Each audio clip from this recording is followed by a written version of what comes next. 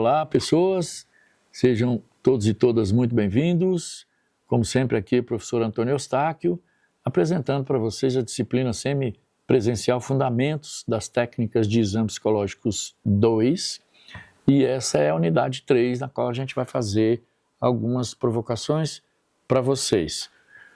O objetivo central é tratar sobre teoria, aplicação dos testes de personalidade, grafismo, ainda também o HTP, o desenho da família, né, diferenciado, né?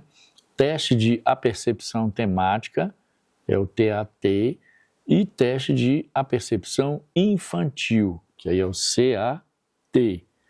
Então, como item inicial, a gente traz aqui a avaliação projetiva da personalidade, especialmente no contexto clínico inicialmente, e psicodiagnóstico, né? Frequentemente utiliza métodos projetivos, esses dos quais nós estamos tratando. E esses testes se baseiam no princípio de que, ao responder a estímulos ambíguos ou realizar tarefas não estruturadas, como desenhar ou contar histórias, o indivíduo projeta seus conteúdos internos, como conflitos, necessidades, emoções e padrões de relacionamentos, para o exterior. E essa unidade, que é a 3, ela vai ter um foco especial em 3 classes principais dessas técnicas, né? As técnicas gráficas, o TAT e o CAT. Técnicas gráficas, aí temos o teste de grafismo, desenhos projetivos. Como que funciona? As técnicas de grafismo, desenhos, são métodos de aplicação rápida, baixo custo e amplo uso de avaliação psicológica.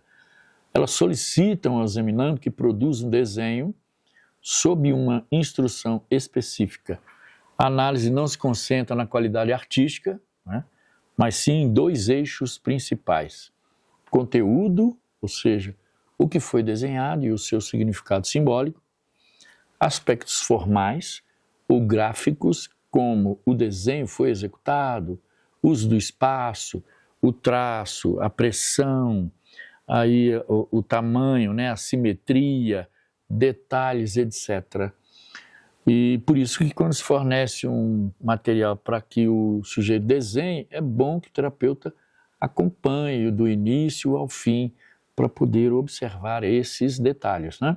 Temos aí o teste HTP, ou seja, House, Tree, Person, casa, árvore, pessoa. Cada elemento, casa, árvore, pessoa, representa símbolos, ou seja, aspectos específicos da experiência e da personalidade do indivíduo.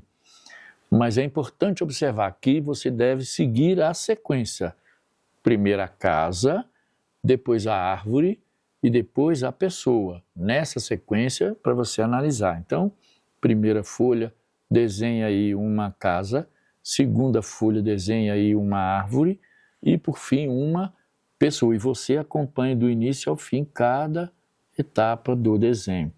Por exemplo, a casa vai trazer o quê? Sentimentos em relação à vida familiar, ao lar e às relações interpessoais internas.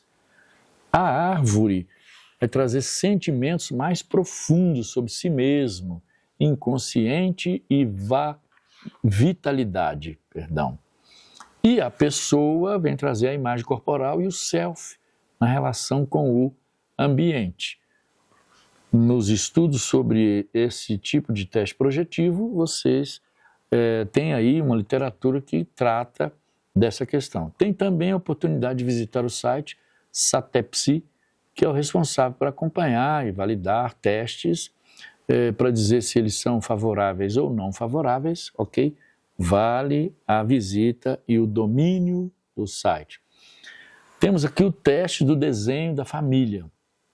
A teoria traz o seguinte: busca avaliar as relações interpessoais do indivíduo no seu núcleo familiar, né? Revela a dinâmica familiar percebida, os laços afetivos, a identificação com os membros, a rivalidade e o lugar que o indivíduo ocupa ou deseja ocupar na família. Maravilha de ferramenta, né? A aplicação, o instrumento é simplesmente peça ao sujeito, desenhe uma família ou desenhe a sua família. E é amplamente utilizado na clínica infantil. É a melhor forma, né, de a criança, o adolescente falar de si através do desenho. Temos também testes de apercepção temática, o TAT e o CAT. O TAT ou o CAT e o CAT são testes de estrutura narrativa, nos quais o examinando é solicitado a construir uma história a partir de imagens ambíguas. O termo apercepção refere-se aí ao processo de interpretar um novo estímulo baseado em experiências passadas, né? O teste de apercepção temática, temos aí a característica, né?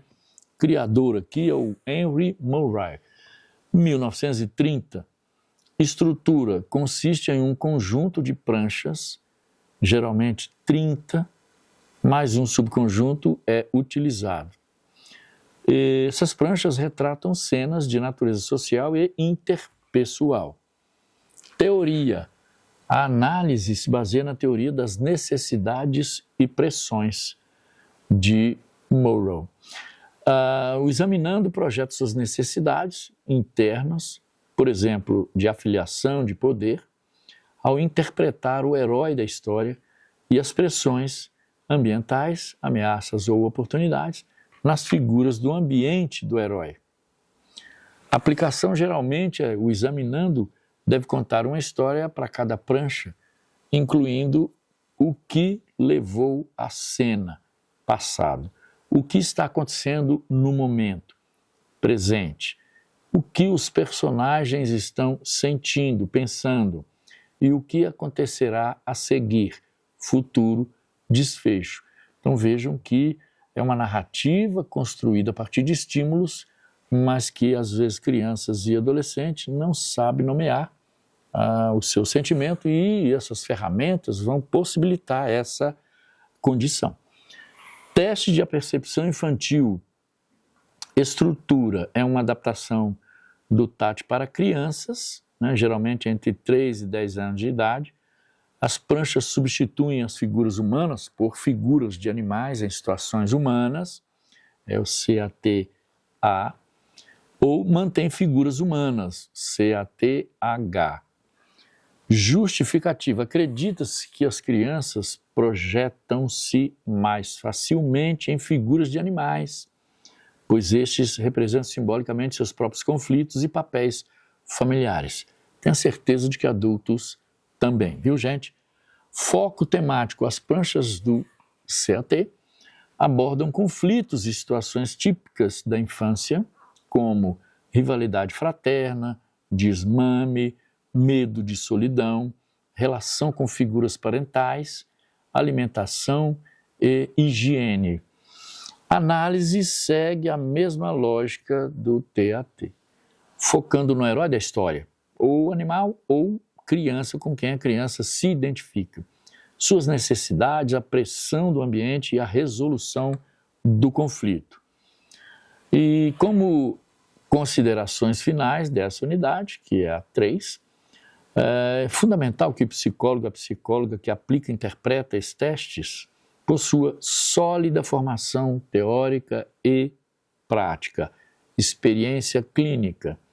A interpretação dos testes projetivos é holística, né, ou seja, um campo ampliado, e exige a integração de dados quantitativos, importante, né, para além dos dados qualitativos, scores, categorias, dados quantitativos, bem como simbolismo, coerência da narrativa, aspectos formais, que são dados qualitativos.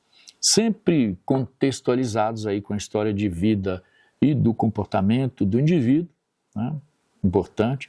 E esses testes são poderosas ferramentas para acessar o nível inconsciente da personalidade e os padrões subjacentes de resposta ao mundo, né? Pessoas vejam que espetáculo de ferramentas de se trabalhar na apaixonante área da psicologia. Sucesso a todos vocês!